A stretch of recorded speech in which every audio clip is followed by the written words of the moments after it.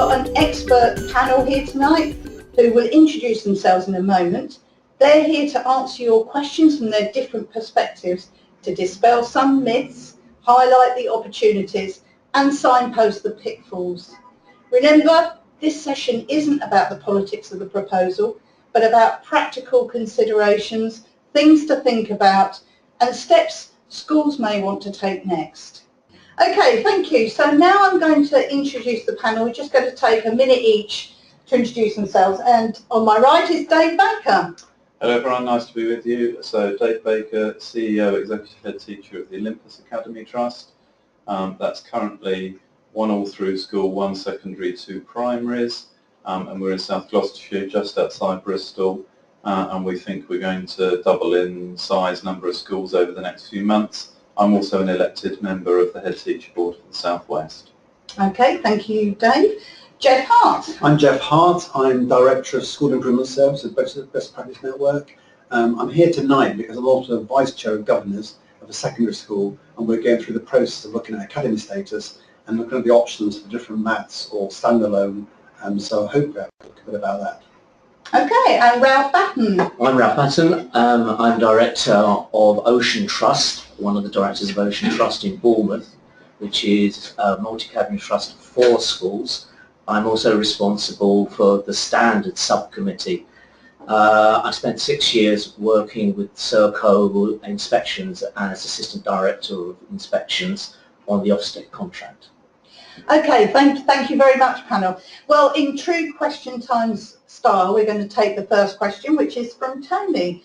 And the question is, what do the panel see as the benefits of academy status? And I'm going to ask Jeff to answer that question, considering your position at the moment that you're actually looking at that, that issue. Yeah, so we've considered this, a group of about 8 of us governors, and the way we see it is that we feel that by taking academy status we can take greater responsibility for our own destiny and have greater freedom to run the school as we see fit. We can see that some schools have benefited financially. We can use funding differently perhaps in this new agenda. We're very keen to work with our local schools and share practice, share resources. We can see that joining the local map will make that possible. We're also keen on working with a cross-phase nature of schools, so we can work with individual families, intervene earlier to help children. We're also aware that we've got some freedoms in terms of national obligations, national curriculum, and we can look at all those things in terms of what the needs of the school are. Our biggest issue really is recruitment of staff. And again, we're thinking that maybe academy status, joining in that, offering opportunities to work across different schools might help with recruitment to our school. Okay, thank you very much, Jeff. Now, people, attendees, if you've got any comments about what Jeff said, do get typing, or you want to make any comments. Obviously, when you're writing stuff, it sort of takes a bit longer than actually speaking, so you know, feel free. I'm looking at my right at a screen where the questions will be coming up. So pass over to you, Ralph. Thank you. When we first looked at setting up a trust in Bournemouth with Ocean Trust, we started, I think, by looking at the opportunity because trust status and becoming an academy freed us from a whole range of things. But I think very rapidly it became that we had the freedom to do things as well. And that was freedom around and about challenging the culture of schools, which very easily became constrained with things that got in the way of what the ambitions of the 4 schools were, what they wanted to do, how they wanted to do them. And suddenly, as we began to develop the trust, there became that much greater freedom to both address those and to tackle those. It also gave us the freedom to create a compelling narrative for each school, not just for accountability to Ofsted or to the LA, but rather to each other, and an accountability towards the community around and about the schools that we were working with, so that we could prioritise what was best for the whole community rather than just one school or just an accountability to Ofsted or to the LA.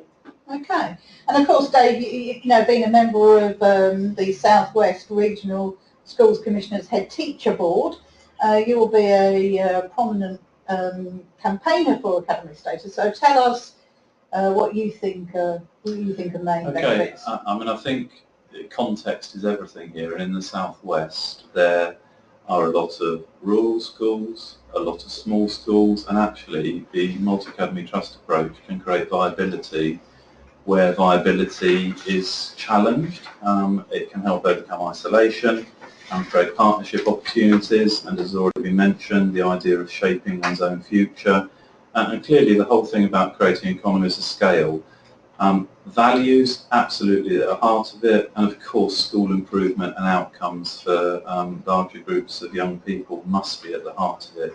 But I think it's also about new and innovative ways of working, and sometimes working with a wider group of people can challenge the status quo and just create a new momentum and dynamic about how to work together. And for me it's been a really exciting journey, and I think it would be great to be able to share examples of that as we go through it. Okay.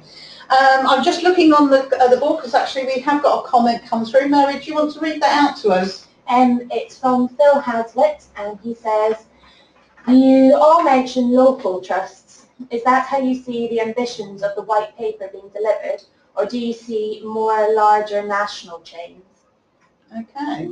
Yeah. So just to say that this school that I've been working with quite closely, we've done a big exercise where we looked at pros and cons of working with a national chain, a local chain, working as a standalone academy, and we've considered all those options. At the moment, it looks like we're interested, particularly in working with the local primary schools, so that all children throughout the phase will work their way through that group of schools. And we can see that we can share resources, we can intervene early, as I mentioned before. So that's what we're looking at the moment. Okay, so I think that one of the ways that the multi-academy trust system will mature and grow in the next phase is that whether chains are local or national, they will need to have enough volume in a local area to kind of have traction and to create the scale that will help them have an infrastructure to bring about school improvement and support schools that need the support. So it isn't actually an issue about whether they're local or national, it's about a presence in a local area. Clearly one of the challenges for a national chain coming into a new area is going to be understanding the context of the local community and being able to align with the interests and values of those people, and that is a challenge if you look at the history of where there have been difficulties for some of the national chains that have grown quite quickly, and I think we'll move into a new era in that sense. And Ralph, when you were thinking for your school about, coming up with your chain, you formed a very local chain We did. It was local schools, but I would pick up on what Dave said when he said that although each of the schools is very distinctive and very different, even though they're in the same locality, it's the shared values and the shared mission and purpose of the school that became hugely important. And I think you can get to the point where that can begin to be difficult to sustain in a very large organisation. And you get to that moment where the economy of scale is almost beginning to become counteracted by the stress that's created within the organisation when it becomes too large. So I think what we will find is that schools will develop chains, they will develop ways of working, but it does come down to this holding the values of the organisation together, and that comes down to the directors of the trust itself. Okay. Just to agree with that, this group that I've been working with, we started off the road by looking at the options, and we suddenly realised we didn't know really what we were about. So we've gone back and we've looked at our vision and values, talking to the staff, parents, other governors, just to get that before we went on the road of deciding about academy status and what map we might join. And I do think that there is a real role in that early moments for organisations, schools to work with partnerships to help them create and to distill those values, because there's something that we've begun to lose sight of as we've gone through the last 10 years in particular. Okay. Thank you very much. Anything you want to say, Dave? I think the only thing that I would add is that as trusts grow, they are going to have to revisit their values Yes. to make sure that they don't lose sight of what they were about. And in my organisation, we're just going through planning a restructure for the next phase of growth, because what works for 2 schools won't work for 8 schools, and that's going to be a kind of new dynamic for a lot of organisations, when nationally there's going to need to be a lot of rapid growth to accommodate the next phase of the academy system developing. Okay. And that is a danger, isn't it, about joining one of the big national chains, that you lose your unique identity because you have to go along with the values of that organisation. And that's part of the due diligence, in a sense, isn't it? Is kind of looking at that as you kind of go into a relationship. Okay. Well, we've got another question now, a little bit related. It's coming from Phil, and he talks about the white paper proposals that all schools will become academies by 2020. He thinks that's happening quite quickly, and asks whether he thinks there's capacity in the system to allow this to happen, and can the system deal with growth and underperformance at the same time.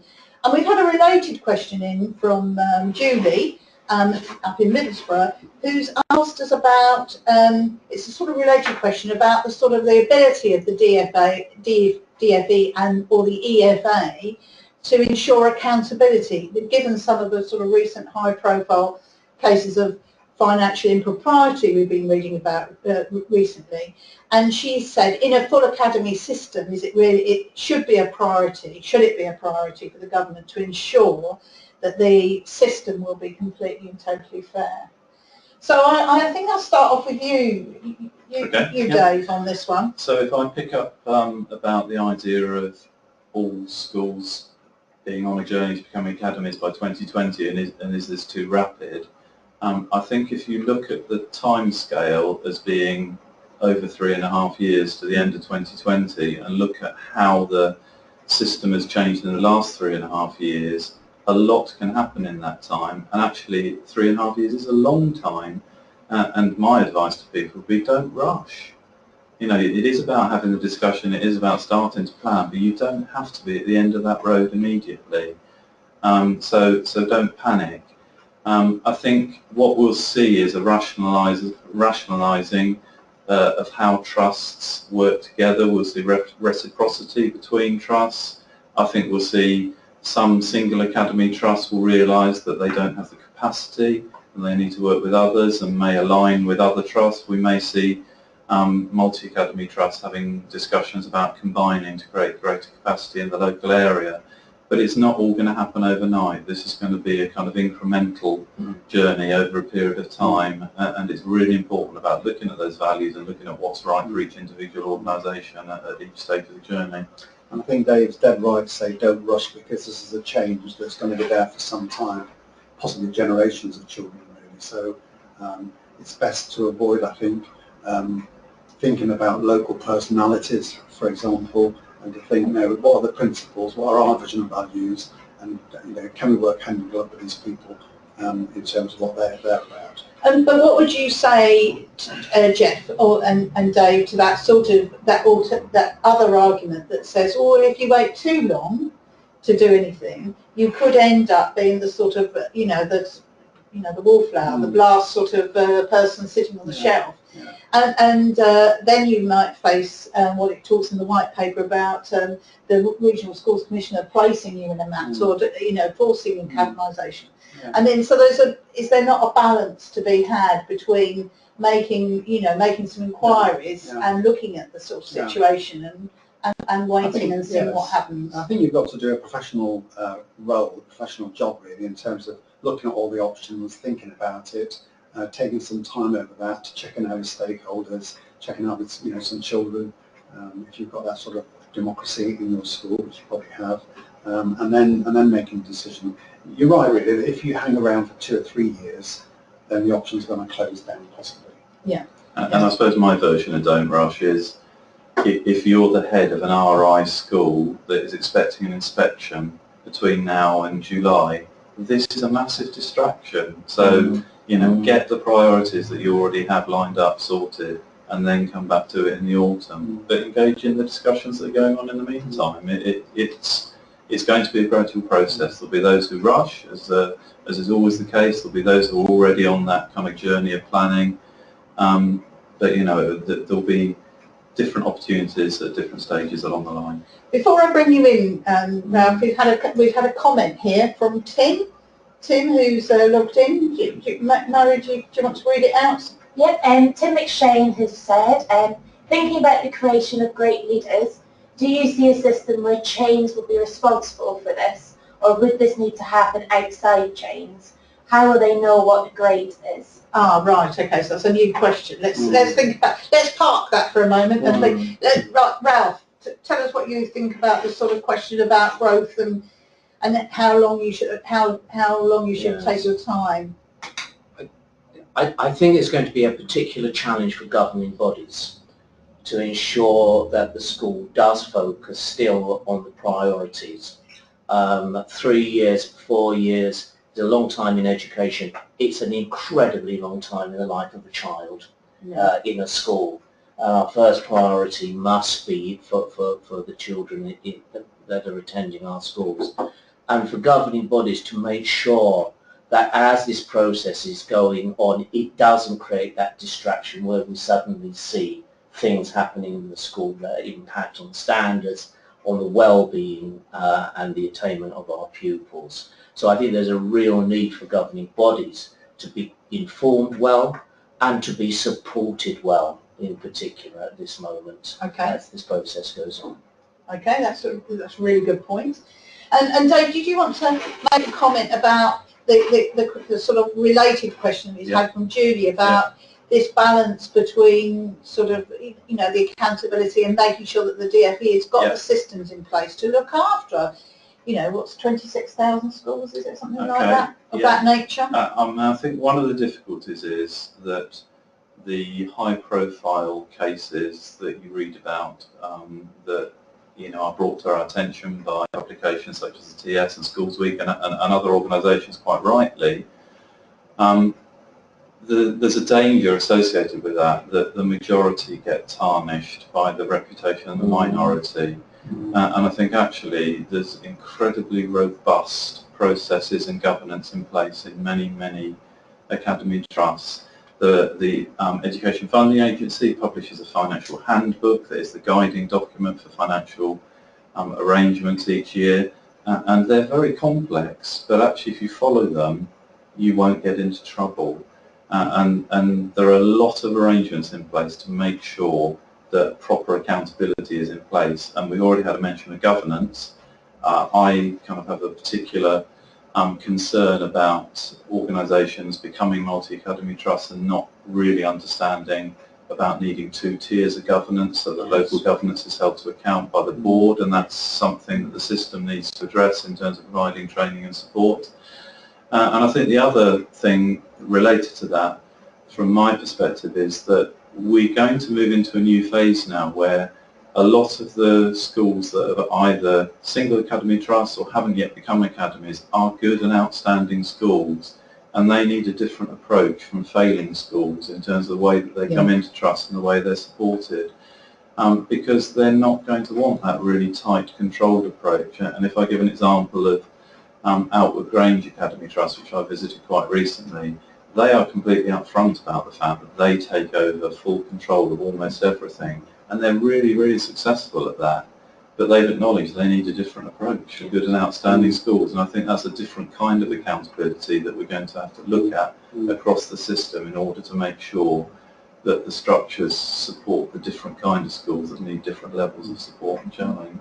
Can I just add to that, really looking at the white paper, preparing for this webinar, it reminded me that in fact it's about more than just academies really. Yes. There is a bit in there about governance, there's a lot in there about recruitment, there's a lot in there about leadership that might lead you on to the next question.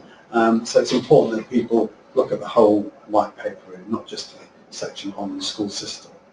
And Ralph, have you got any sort of comments about accountability that you feel as a trustee, you know, to your parents and to the government for the money and the work that you do? I think what Dave said about the tiers of governance and the accountability, what we're certainly seeing in our trust, in Ocean Trust, is much more intelligent accountability. That is schools being much better informed and much more confident in actually presenting their narrative to both their local governing body as well as to the directors as well, so that the directors can take the strategic decisions that are needed. And the schools invest in creating that accountability information because it helps make the right decisions for them and their children. Okay. Well, let's go back to Tim's question, which was about leadership and developing great leaders, and whether you know that you can, whether they're going to have to come from outside, if you like, the school system or the trust system. Dave, have you got a view about this? Because this can be quite contentious. We were at a RSC's event down in the southwest recently, where I think one of the head teacher, Roger Pope, said that he thought only people who've been teachers or heads could actually be CEOs and trust leaders. So I wonder what your view is on that.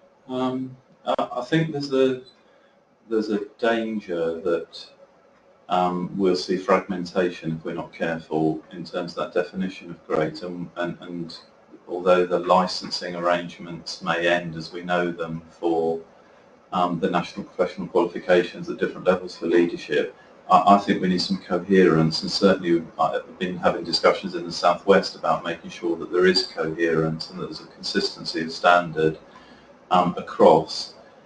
But what that will rely on is multi-academy trusts working together, whether that be between themselves or working through teaching school alliances or alliances of teaching school alliances. And from my conversations with people, I think there's a real interest, enthusiasm and willingness to work in that way to make sure, A, that we're sharing expertise, but B, that we're developing the expertise between ourselves to make sure that the great really is defined and is grown. And I think one of the great benefits of multi-academy trust is that there are opportunities for people to step up to that next phase of leadership without having to leave the organisation. And one of the great frustrations and ironies around teaching over the years has been that you grow someone and then you can't give them the next opportunity, so they have to go somewhere else, whereas in a larger organisation you've got much greater scope to see them go from that journey from NQT through to executive head, as is described in the case study in the white paper. Yeah. I think also sometimes there's a little bit of distortion because often tended to inspect the chains that are having difficulties. Yes. So you hear a lot of bad press, but I know some of the more successful chains have got amazing professional and career development people who are supporting them, who are monitoring the schools, who are providing good leadership, stepping up to different roles at different times. So I think we shouldn't forget about that. Okay. Ralph, I think we're going to see a shift away from training more into mentoring and coaching our leaders and seeing them grow that way. I think that we will see almost apprenticeship style leadership development coming through more in the profession. And I think also, we will see opportunities where trust can release people to go and work in other organisations so that they can develop the leadership skills that are needed and then bring them back into the multi-academy trust. So I don't think it will be so limited or just around education. I think that it'll be a broader. okay, We sometimes don't help ourselves, do we? Because if you read education press, there's a lot of squabbling at the moment about the role of the National College. Yes. A new college that's coming, gathering some light, and instead of all being as a profession, being very clear about what we want and speaking a united voice, we don't do that well enough, really. Yes, I know. Okay, so we move on, and you've been very busy, participants, because you've been emailing in some questions for me. So we've got a question from Judy, who's talked about Nats being able to pool school funding and redistribute it to their schools according to sort of trust priorities. However, she argues, doesn't this frustrate the emphasis or the underpinning for the national funding formula? Now, do the panel agree that there should be some sort of transparency around how trusts allocate their funding out to schools, so it's on the same sort of basis as local authority schools? So how do you work it in your trust, Dave? So in my trust, schools have their funding and they pay a 5% levy from their general annual grant towards the central services that are provided by the trust. But the rest of their money is their money to do what they need to do with. Now, different trusts work in slightly different ways, but I think if any school finds itself in a trust where suddenly the money is being pulled and redistributed by the trust, well, they didn't ask the right questions for their part of due diligence at the point of joining the organisation. So those kind of questions are really important to ask at the outset, because it is about values and vision. And if there's a shared vision that says the money needs to go, where it's most needed, well, fine. That just needs to be really clear and upfront. And I think it's very important to ask about decision-making frameworks, schemes of delegation. Where's the alignment? Where's the consistency? Where's the autonomy? And I say that as someone who is having to work on those things with the head teachers and those involved in governance in my organisation at the moment. Because if I take the example, I have 2 primary schools at the moment in the trust. That's quite straightforward for 2 primary heads to agree how to do things. But as soon as you bring a third one into the discussion, it's got a different dynamic, and there's a danger of fragmentation. So those things are really key to establish at an early stage, so they don't become a problem further down the line. Yeah, and I was going to say, carry on. I was just going to say that I agree wholeheartedly with Dave, because certainly this work that I'm doing with the group of governors, we're asking those very questions of anybody who wants to work with us, really, in terms of how the funding will work out. What if one school's got to make a redundancy? Did we all pay for that? And looking at the practicalities of it is really important. Oh, that's a really good example, actually, about who to fund redundancies, because of course they can be crippling costs. Ralph, have you got anything to add? No, only that I would re-echo is the transparency at the outset and keeping that transparency inherent throughout the year, and that's down to the directors of the trust. And also making strategic decisions which are in the best interest of the community of schools, not just about one school within the trust. Now, we've got a very nice short question here from Marilyn, who said, is there a way to avoid academisation? Should it be best for pupils?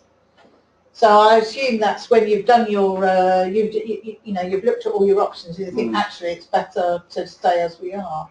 Now, Dave, I'll set you...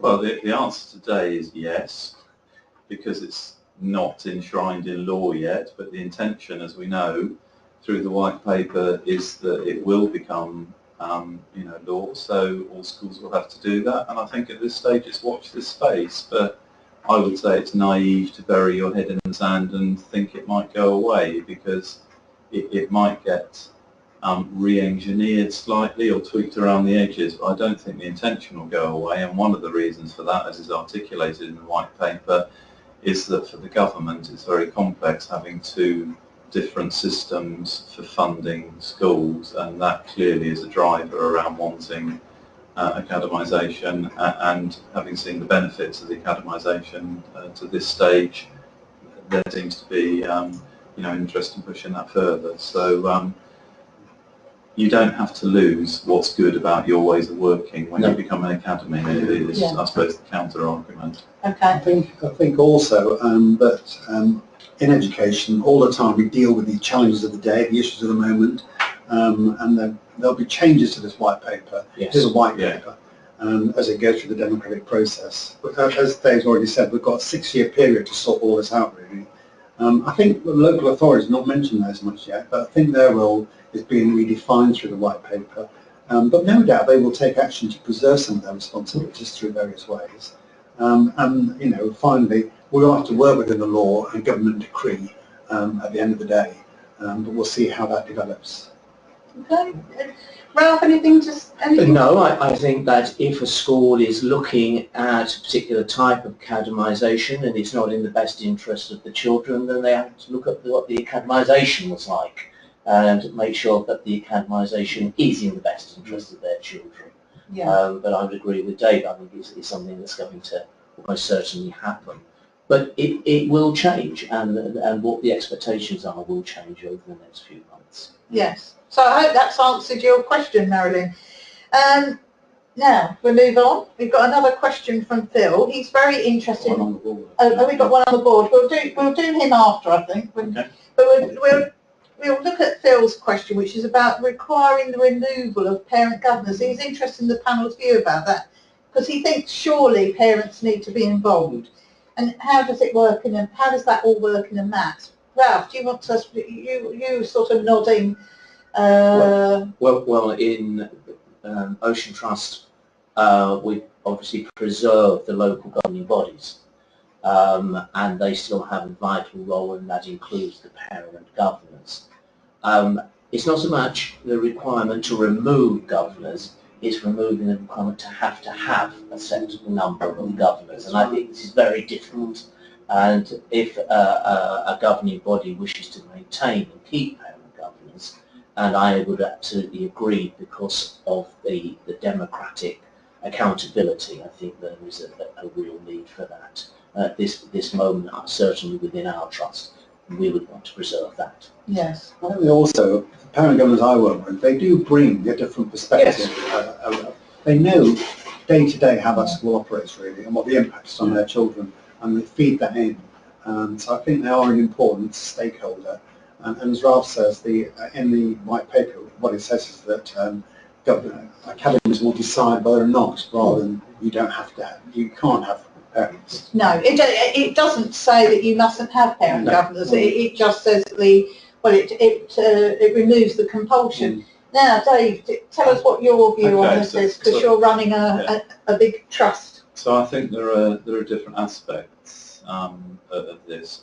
One aspect is it's about your vision and your values, and in my trust, the vision is about being there for the local community, and if you're there for the local community needs a voice. Yes. So we have parents involved in governance both at local governing body level, and at the moment we have parent directors.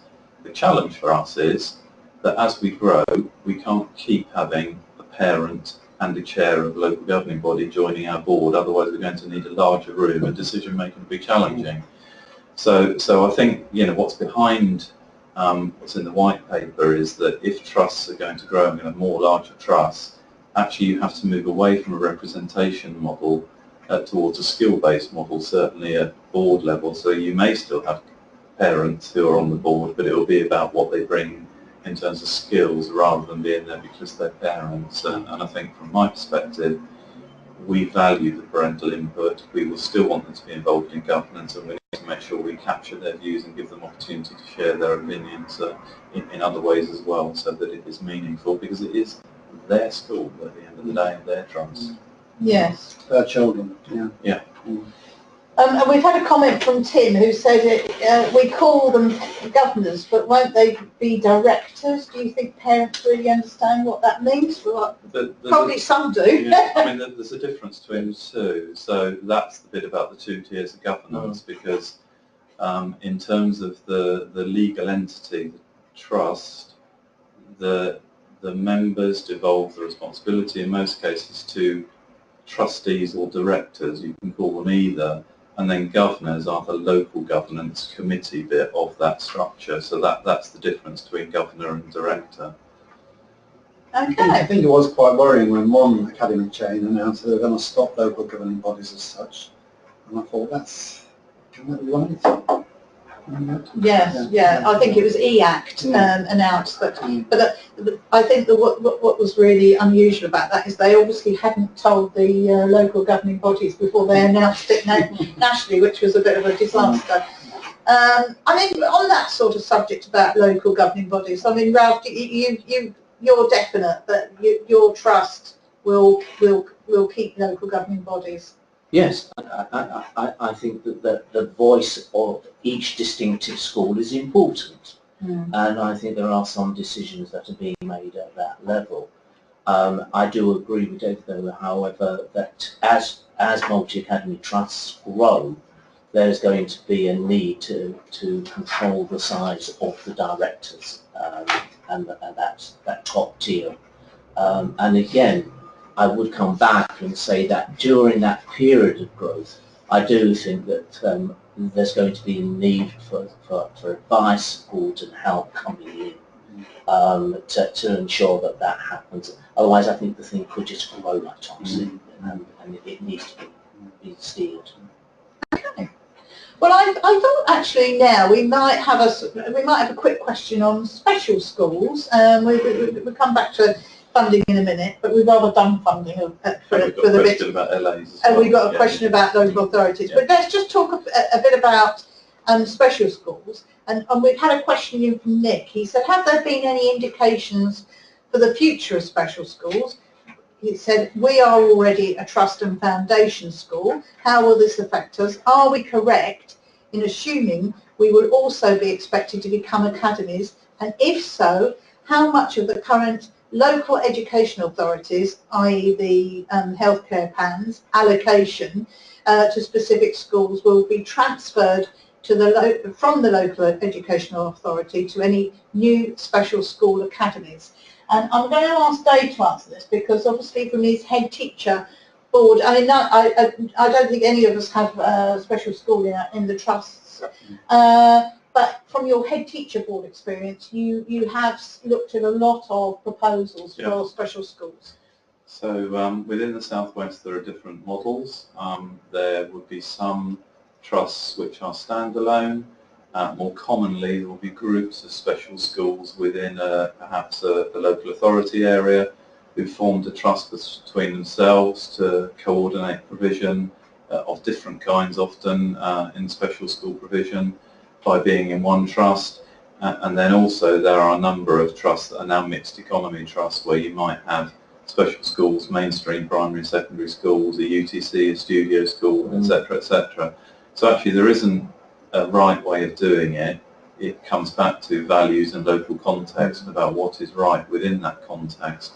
The white paper contains some information about the role of the local authority, and I could refer you to chapter 4, so 4.77b, which talks about ensuring the needs of vulnerable pupils are met, and there are other bits as well.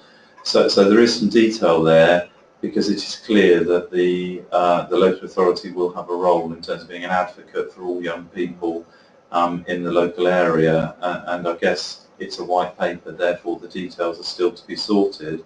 But at the moment, the arrangements work between academies and local authorities for funding for students with statements or EHC plans.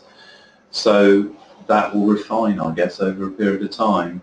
And I think if you look at the examples that have been given by Sir David Carter since he started as National Schools Commissioner, he's given some really good examples for mainstream funding about how many young people you might need in your trust to be financially viable in terms of providing central services. And actually for special schools there probably needs to be some modelling to look at that as well, to see whether it is 1,000 pupils or actually whether it's smaller because the funding is different. But these conversations will develop and more detail will become available, and my understanding is that special schools will be expected to academise as well. Okay, Ralph? Yeah, I would go back to where I started really, and that's this is an opportunity to have the freedom to be involved with special schools, and certainly from a point of view of Ocean Trust, we're looking actively at bringing in a special school so that it actually enriches the trust itself and the opportunities that exist there for the benefit of all the students. And I know personally several trusts that have got special school members who contribute. Breeders have seen it very well. And you are right in assuming that it's all schools, this legislation. The local authority, as David said, has got a specific role in the future according to the government, and local special needs is one of its key roles as well as admissions. Okay, well keep your comments rolling in so that we carry on. Now we've got the question from Tim, which talks about, do we think that local authorities will be allowed eventually to become academy chains? So at the moment now, I did listen to I was going to say Estelle Morris then, but I listened to Nicky Morgan today who was answering questions from the Education Select Committee, and she really did not agree that local authorities could become the majority stakeholders, if you like, in new academy change. But she did see the benefit of taking really good people from local authorities and forming chains. So, I mean, what have you any thoughts about that? I guess in terms of the head teacher board role within the South West, we have seen proposals from groups who wanted to set up as sponsors to establish an organisation that would provide support for groups wanting to academise. And my understanding about the local authority arrangements would be that staff from local authorities would be free to do that and make sure they provided the expertise to offer those services in the same way that anyone else could do that. And I suppose for schools that are looking to academise, they would need to do the same due diligence and look at the values of those organisations to make sure that what was being offered was robust, represented value for money, all those other considerations, rather than it being about people protecting their own future because their jobs are under threat, which would feel like quite a negative starting point for setting that up. Okay. I think again we get a skewed view about local authorities. We often tend to inspect the weaker local authorities and publish reports about them. There are some fantastic local authorities in this country. Some of them, no school has chosen to take academy status in some local authorities. And those local authorities have got very good school improvement teams. And I think in the white paper it says that I think the National Funding Formula paper says that local authorities don't need to be involved in school improvement. I think they will find a way to use those teams in the future. And I think it'd be a shame actually if we lost all that expertise.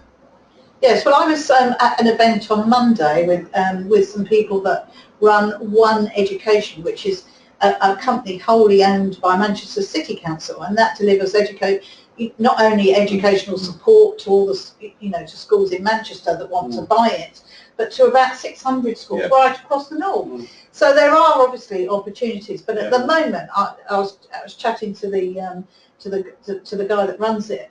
That company cannot become a sponsor because, as I say, it's wholly owned by Manchester City Council. Ralph, have you got anything? Except I think whenever education moves dramatically, there is organisations that will try to create a marketplace to come in, and I think we are likely to see a proliferation of academy partner groups wanting to come in and to sell almost products and expertise.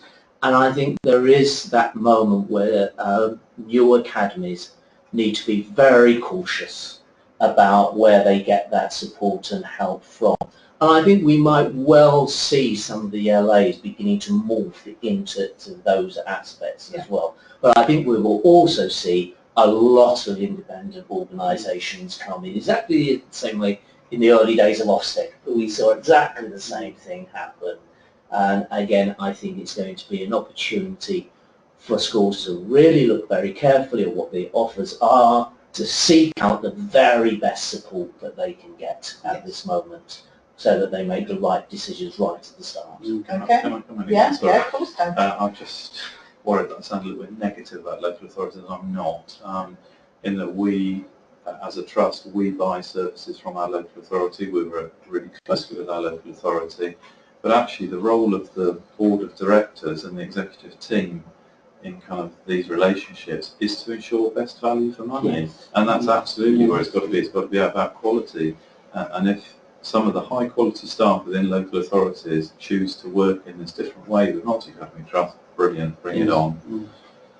Okay, I have a question actually, which is around due diligence, because we've talked about that a little bit, and I know from conversations I've had with various different primary schools and schools that have not yet become academies, that the ideas around due diligence and carrying out due diligence are actually rather sketchy. So I wondered if you can sort of set out in your own words what you would think from your perspective, Dave, as a CEO, what due diligence are you looking for the schools that join your trust?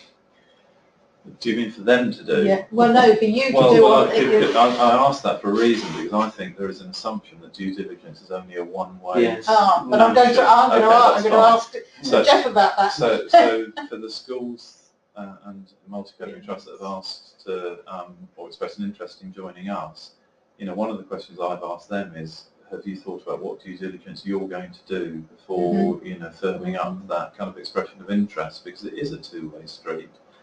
For me, I think it's very easy to focus in on the business functions in terms of, is it financially viable, what the building's like, those kind of things, whereas actually there's a really big educational piece to do about, is the school as good as it says it is? Yes. And so in terms of our current situation, I've asked an excellent head teacher who we've been working with, providing school supports, to come and do some due diligence with me in terms of looking at progress, outcomes, assessment, and all that side of things, to make sure that we are where we think we are, so that we can plan the school improvement functions that need to be provided when those organisations join.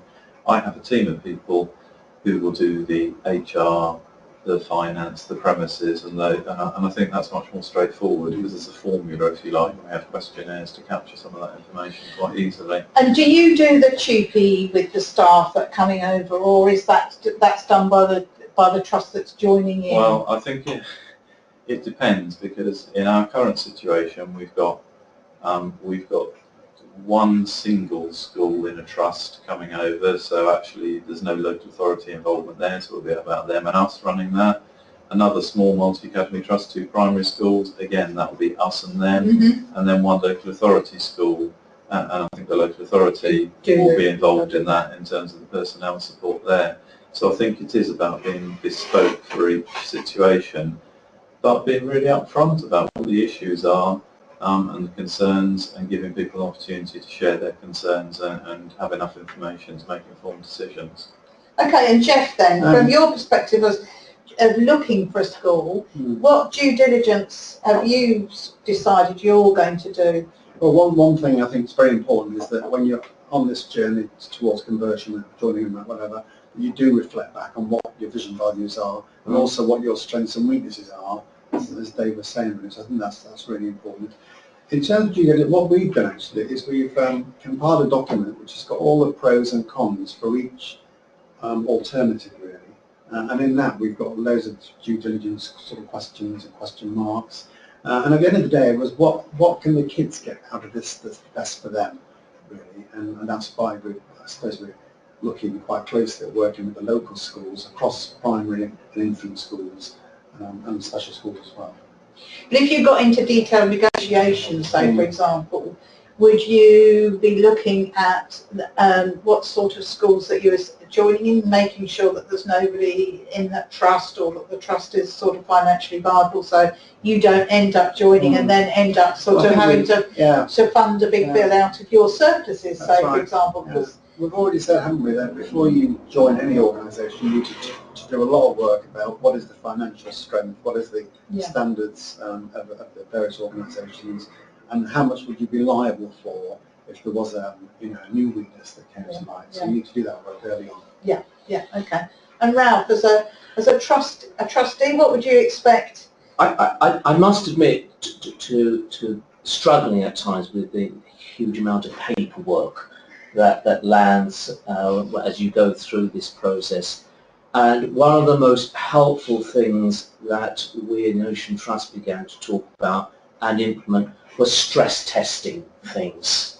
So rather than just having documentation which was around and about the scheme of delegation, to actually take practical things and run it through and say, how robust would this really be in this situation? And I certainly found that perhaps the most powerful and most helpful thing was to be able to do that. And it's something I've learnt and then taken into consultancy work as well with schools, so it helps. I thought you were going to say that you were going paperless. Okay, so we're happy we've done we've said everything about due diligence, right? Okay. Well, let's finish on another question from Julie, who talks about how academies are going to be expected to carry out the statutory functions currently funded from the Education Services Grant, when most of that funding is going to disappear over time. Now, this is a really, really interesting question, because I used to work in the Department for Education and was involved with the very first converters in 2011, and working out how we were going to sort of, if you like, replicate that sort of central services money. So, Dave, what's your views on this, and have you done any financial planning? I think how to respond to the funding going, in 2 words, with difficulty. Yes. And with my trust and the schools being in South Gloucestershire, we've been the 3rd worst funded local authority area per pupil nationally, and we're in a very, very challenging financial environment, which means that the idea of the Education Services Grant going, which we've relied on, is very challenging for us. And although I could give the example of one of our schools that's fully subscribed every year, we've had to reduce staffing and cut back to the bone year on year over the last 3 or 4 years. So for us, the national funding formula needs to gain traction very quickly, and we need to see the benefit from that rather than waiting 2 or 3 years, because I don't know that we can set budgets that don't have in-year deficits for each school next year because of the environment we're in, without having an impact on outcomes for young people, and that's not a great place to be.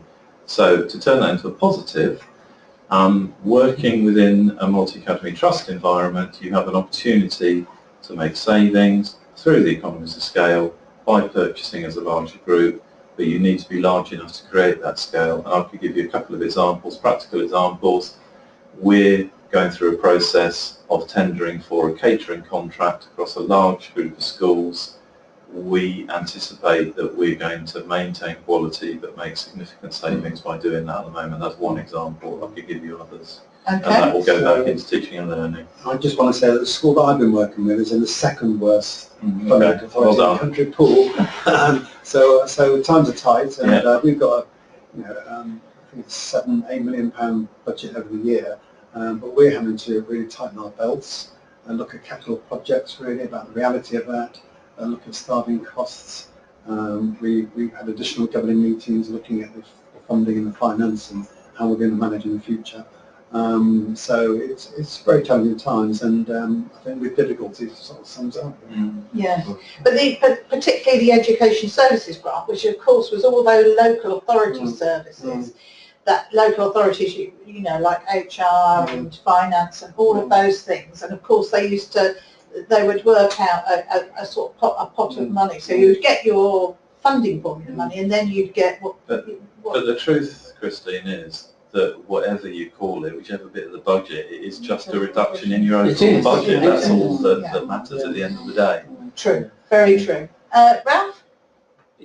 Having come from a sort of heritage of Ofsted, where myths abounded by the end about what Ofsted was about and what Ofsted expected, I think that already there are myths beginning to develop and legends beginning to develop around and about multi-academy trusts, and one of them is that schools are just going to be financially better off if they became that. The reality is, as Dave said, as Jeff said, it's going to be tight. Money is going to be reduced, and hard decisions are going to have to be taken. The advantage from that point of view and an academy point of view is the expertise that's there to make the right decisions that protects children as far as possible, and the key services that are going to enable them to do well and be well. Okay. Well, an hour has virtually gone by in a flash. They say time flies when you're enjoying yourself. I think you've been absolutely brilliant, and I hope our participants agree with that. I'd like to thank Dave Baker, Ralph Batten, Jeff, and of course I'd like to find the person that you can't see, who's Myred, who's been doing all the technicalities, because if it was left to me I'd have cut you off after about 5 minutes. So thank you very much for joining our Best Practice Network seminar or webinar. and hope you'll join the next one. Thank you. Thank you. Thanks.